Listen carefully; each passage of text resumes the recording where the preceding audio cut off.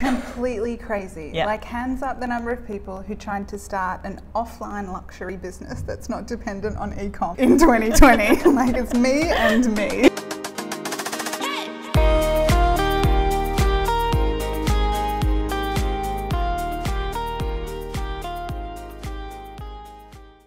Hi, welcome to Pwrmums podcast. Today we are joined by Elise from Pramfox. Welcome to the podcast. Thanks very much, Kat. I'm very excited to be in your new space. Yeah. Would you mind telling me when did this all begin? So I started Taxibaby, Okay. which was mostly starting as like a blog, a bit of a resource to help share the information that I'd been learning about trying to use what were like European, American, or Australian car seats in Singapore, and particularly in taxis. And then that sort of grew and grew and grew. And then this year we decided to branch out a little bit into prams and kind of like a wider range of car seats, which Taxibaby was doing. Yep. But it kind of made sense to give it its own sort of special dedicated home, which is where we are. Where we are now. And is that because people, when they were coming for their car seat help, they were also asking you about prams? Was it sort of like a natural evolution? Yeah, absolutely. Yeah. So I'm certified as an Australian and a US car seat specialist. And I would, people would come to me and ask for kind of just across the board, all things to do with moving your children around. Mm-hmm. And I would give that advice. But because Taxibaby had a very niche and narrow range of products, it would just be the advice and then kind of off you go. And I mean, 2020 has been hard on small businesses globally. So we just really didn't have the luxury of pushing all of those like sales elsewhere, I guess. Yeah. So that's kind of why we decided to incorporate it. And I guess with a car seat as well, you will get repeat custom, but maybe like 3 years later, or it's not like... If I do my job, you won't have to come back very often. That's true, and it really is a minefield. I remember putting car seats in, and sometimes the seatbelt was long enough, sometimes it wasn't long enough, sometimes a grab driver or taxi driver was trying to help you and you're like, get it off because it's not helpful. So it is a bit of a minefield. Yeah. And so when you started off, you were more a resource. You started off as a blog.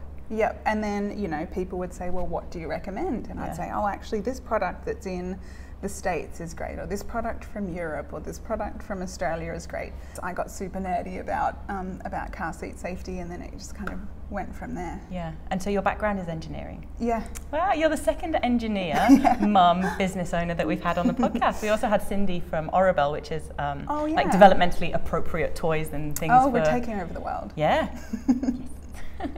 So that was your background, but car seats was not your background. It was your passion that became your future. It only became a passion point like when my first son was born, because I couldn't find someone to give me like locally relevant advice. Okay. So, the seatbelts in Singapore are different from the seatbelts in the States. Yeah. But partially they're even different from the seatbelts in Europe.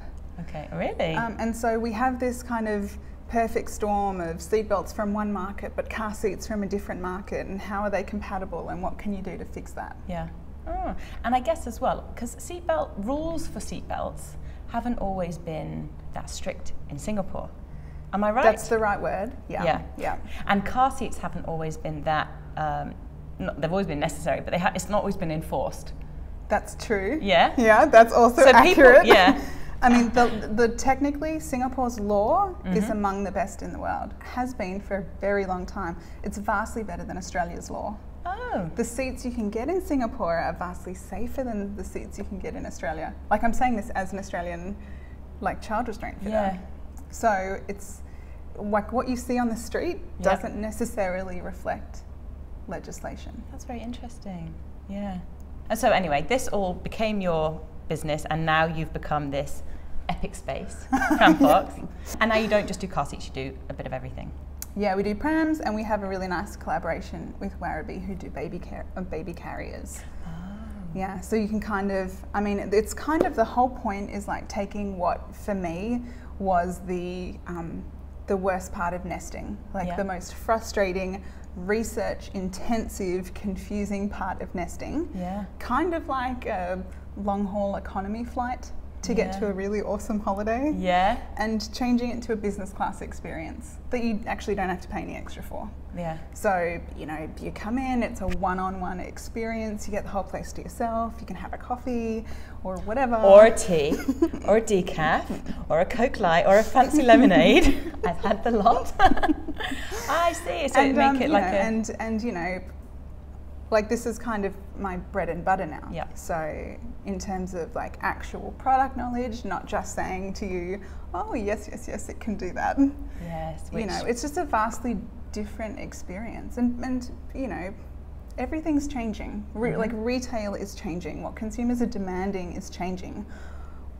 You know, even the attitudes of first-time mothers is changing. Like my wonderful cousin had a baby last year, and bless her, I'm absolutely sure that this is what I was like as well as a first-time mother. But and Sarah, if you're watching this, I do love you immensely. Sorry, Sarah. You know, it was like she was the first pregnant woman on earth. Oh yeah. You know, like no one's had morning sickness like this, and no one has these, you know, this difficulty trying to find the right pram. Yeah. And so, you know, there's nothing to be ashamed of that.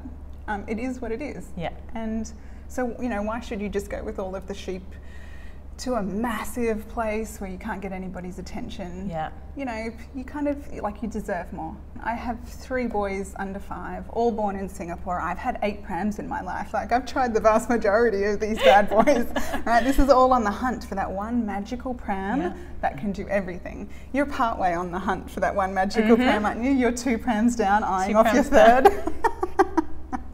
Eyeing up my third regularly. Yeah. So, you know, there's just a bit of a difference from speaking with somebody that not only has expertise in that specific subject matter, but also has personal experience and kind of understands where you're coming from. Yeah, absolutely. So people can come here and they can book an appointment, and they're not going to be like no hustle and bustle. They can just have a one-on-one, see all the products, try them all out. Yeah, plus we're uniquely independent. So like we have the top 10 pram brands and the top 10 car seat brands. Yeah. It's not like we're just trying to funnel you into the one of the 3 brands that we stock. Starting a new business in 2020 for a lot of people would seem intimidating, mad, crazy. Completely crazy. Yeah. Like, hands up the number of people who tried to start an offline luxury business that's not dependent on e-com in 2020. Like, it's me and me. Yeah. But, you know, I don't actually know anyone who's willing to buy a $1,000 or $2,000 pram sight unseen online, and so that in-store experience is almost more important, I think. Yeah. Well, like obviously this is her business. No, but I think you're right, and I think then having somewhere where you can get not just your pram and then have to go somewhere else for something else, like where you know you can come and get several items, would instill a lot of confidence in somebody, and like, just from a time efficiency point of view. Yeah, I mean, pretty much all the mums who've been so far, they've brought their husbands. Yeah. And the most surprising feedback is that the dads actually enjoyed it. Like, it wasn't that they just tolerated it. Yeah. Like, they genuinely appreciated getting to test drive all of the prams underweight. Yes. Because, you know, every pram pushes like a dream when it's empty. Yeah. But when it's got a toddler and a whole lot of grocery shopping in it, then, and, you know, just being able to like bounce all of these different ideas off me, and, you know, what if we do this and what if we do that? Oh, what if we want to go home for 3 months? Is that bassinet, you know, can they do night sleeping in that bassinet? Because maybe we can use that over summer. Okay. You know, like these kind of problem solving. I mean, that's what engineers do, right? We solve problems. Yeah, for new parents. That's awesome. And so how do you weight up your prams? You put the babies in it? Oh no, like with kettlebells. So you're also a gym. You stole them from your husband. So he's not been using them much. He's really upset. He's like, I just can't do anything that requires 10 kilo weights. Yeah. So you just shove the kettlebells in and then you give it a whirl. Yeah, we go up and down stairs. I did have a dad in, and he tried all of them because he wanted to be super sure, which is awesome. Yes. Because, I mean, that's a big part of it as well, is not having that buyer's remorse 3 weeks down the track when you're like, oh my gosh, I didn't even know that was an option. And now I've spent $2,000. So he tried them all, and the very last one he tried is like really well known for being like a super rugged, over-engineered pram. Yeah. So anyway, he goes up onto the step. He goes, oh, I forgot to put the weights in. but he had the weights in. Yeah. Like, that's just how good it was. And they bought that one? Yeah. Like, you have to buy it now. I was just so impressed with the sheer engineering marvel. Yeah. That's very cool. And as someone that recently got a car, I'm now in and a lot of probably parents would understand this, I've been using the seatbelt method of securing, but there is a more secure method, which most people like in the UK or Australia wouldn't even probably know about the seatbelt method, right? Because they've always had their Isofix and... Yes and no. I mean, like 5 years ago, there didn't used to be a drastically significant difference between an Isofix installed car seat and a seatbelt installed car seat, so long as it was installed correctly. Okay. And the main premise of Isofix was to reduce the risk of mistakes and error in the installation process, because obviously any car seat that's not installed correctly is not great. Yeah. However, since iSize came out in Europe, a lot of the European manufacturers, and that's kind of largely what most of the high-end brands are following, they've been really dedicating their research and development departments exclusively to Isofix car seats. Okay. So it's not that the anchorage method itself is like crash tests better. It is definitely more foolproof. Yeah. But it's more that all of the exciting developments from the last 3 years are almost exclusively being put onto Isofix car seats now. Okay. So for infant car seats, I mean, they all kind of click into a base. So you can still take advantage of all those technological developments without actually buying the base for it. Okay. But then once you get into toddlerhood, you'll notice the difference between the seatbelt installed seats now and the Isofix installed seats. Things to look forward to, I'm sure. And you're a mum of 3 under 5, 3 boys. Yeah, well, they've grown up a little bit now. Oh, yeah. So I have a 1-year-old, a 3-year-old, and a 5-year-old. And a 5-year-old, wow. And a new business. Yeah. And you don't look that tired. Oh, that's good. Yeah. Money spent at Sephora is worth it. And so I guess as they get older, the business can sort of develop as you realise there's new things. Like as your boys get older, you might need new things. So that could potentially be... True, or it'll just like constantly keep me in the baby stage. Like I admit I'm suffering from baby fever a lot, which is super alarming. More so to my husband. I can imagine. Yeah. Like, let's have 4 under 6. Well, I'll tell you something. Another power mom told me this. If you're going to have 3 kids, you might as well have 4 kids. Oh. Oh, yeah. This is for you, Elise's husband.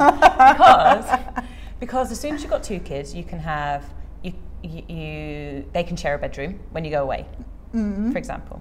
As soon as you've got a 3rd kid, there's no family suite anymore that you can have 3 kids and 2 parents. You need to have an extra bedroom. So once you've got the extra bedroom, you might as well have another kid to fill up that extra bedroom because you've already paid for it. So it's just value for money. Oh, they didn't take into account that these people would be in Singapore paying for international school, did they? Oh, yeah. So for the twice a year when we go on holiday, it's like wildly economical. You pick your favourite 2, send them to school. Oh yeah, I hadn't thought about international school fees. Yeah, 3, you might be at your... Yeah, that's all I've been thinking about. Yeah, it's mad, isn't it? And so how has COVID affected business for you? How has it changed things? Taxibaby itself is wildly exposed to the travel market, right? So travel restrictions have hit that hard. Like not only do we have a genuinely decent category of travel accessories, but also, I mean, because our car seats and whatnot at Taxibaby are designed to be used for car-free families.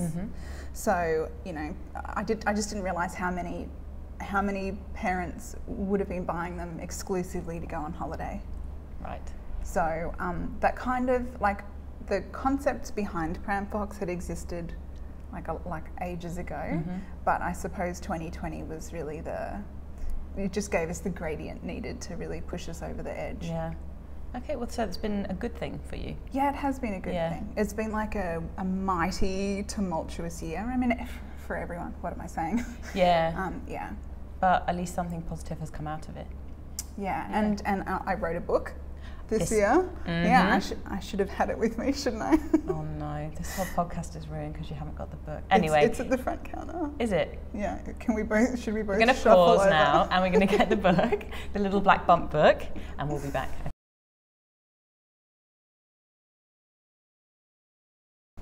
Swiftly picking up where we left off, we conveniently now have a copy of the little bump book. talk to me about the little bump. Hang on, the little bump black book. No, but we can try again. Oh. The little black bump book.